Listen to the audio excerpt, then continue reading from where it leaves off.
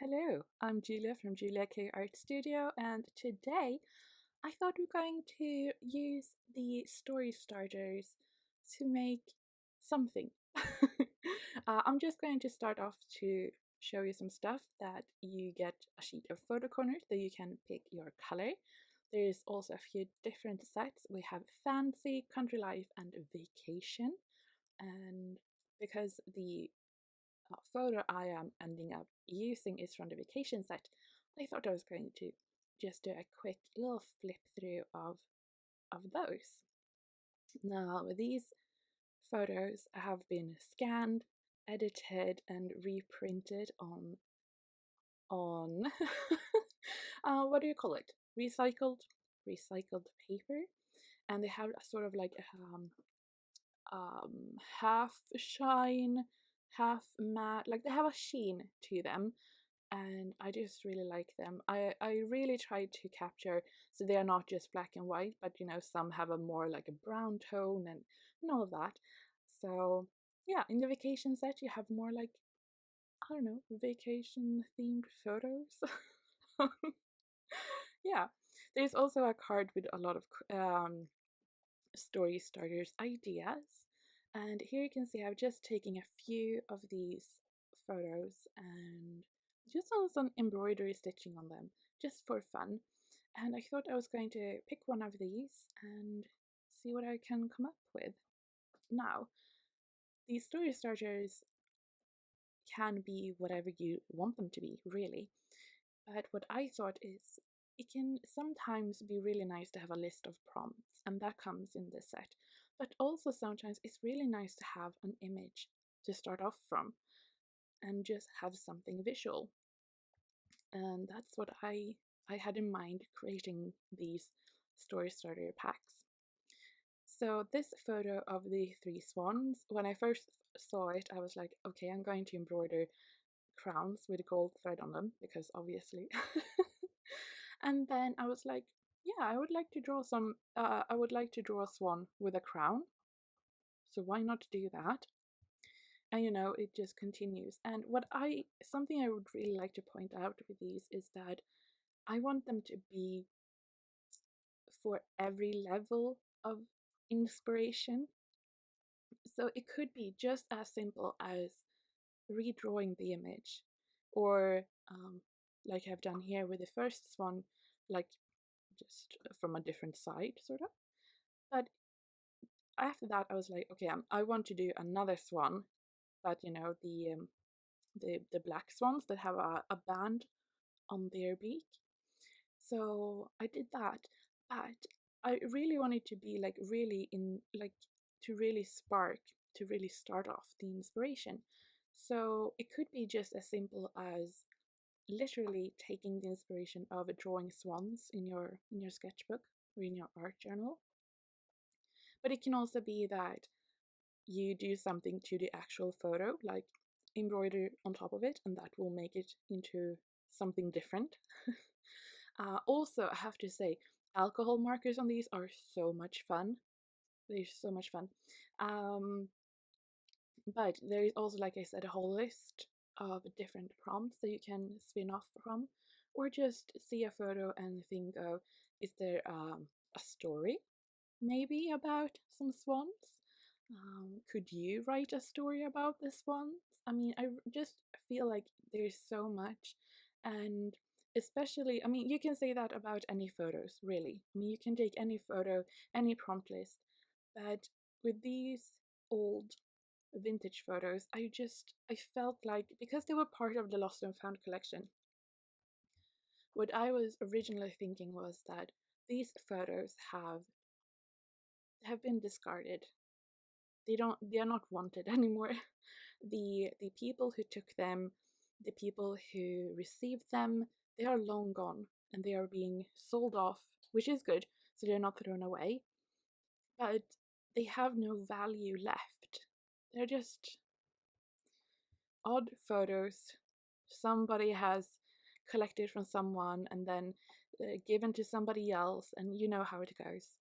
And I feel like if the story attached to that photo is gone, can't we bring it back? Can't we make new stories to those photos? Or instead of just discarding them and forgetting everything about it, it could be the source, the start of something new. I don't know if it's that too deep. um, but that was my thinking behind it, and I just really like it. Some days I just take just look through the different packs, and I just sit down with the alcohol markers, like I said before, and it's really fun just to tint it and see how different the photo is looking. Also embroider on top of it. The paper is 300 GSM, so it's nice, sturdy paper, so you can do that.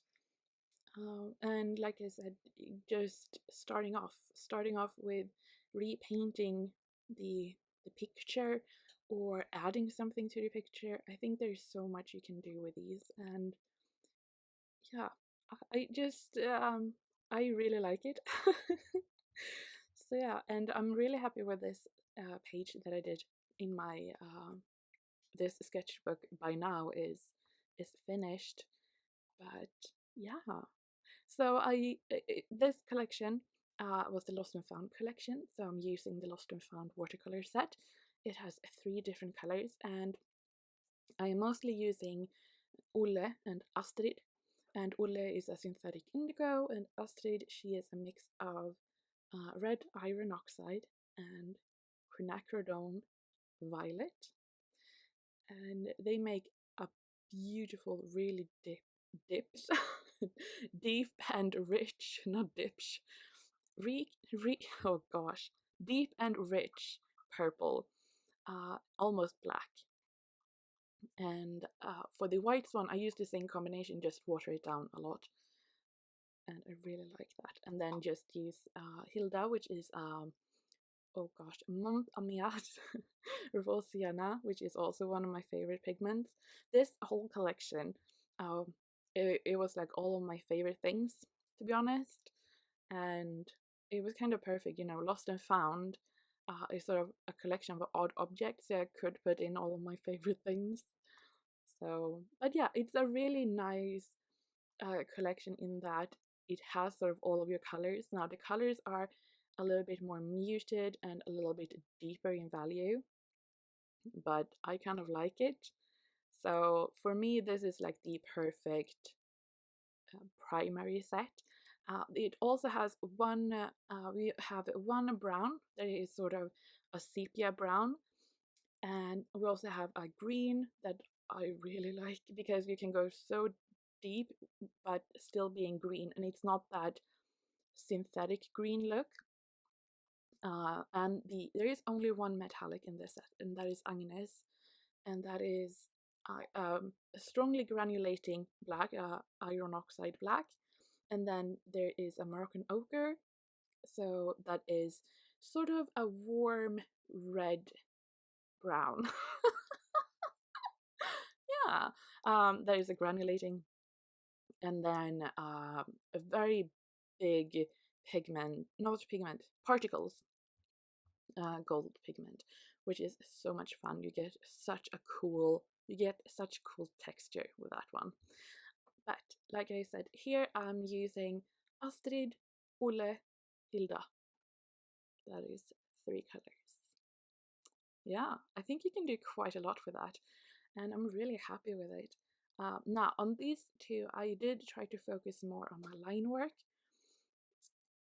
So I used a very fine, what do you call it? Fine liner? I can't words today.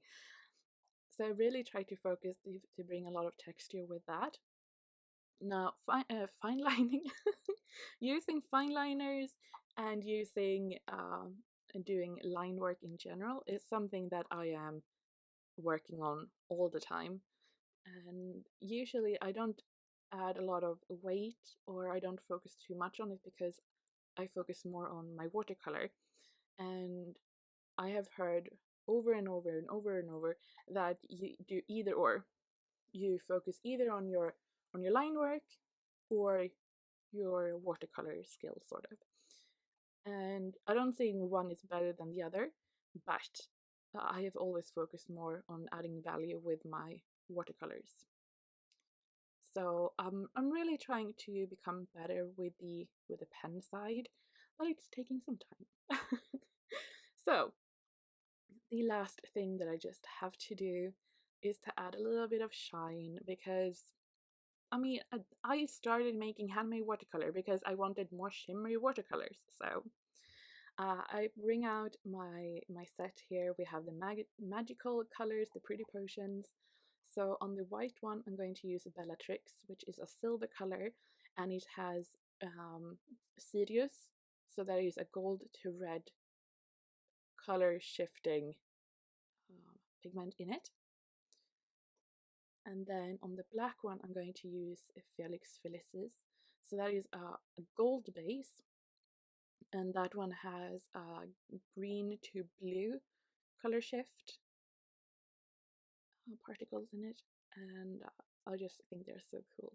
Now, if you feel like I'm not too sure I want to have that, then I would just say, if you just have like a silver and a gold, and if you have like in the shop that have colors they call stjärnorna, and then you can just mix and match whatever. These are just pre-made, and I just really like them, and you can see there are big holes in each. So but yeah, that is my finished little spread from just a really old photo, and I got these really pretty swans out of it. So yeah, I'm really happy with it. I hope you like it too, and yeah, I hope to see you soon.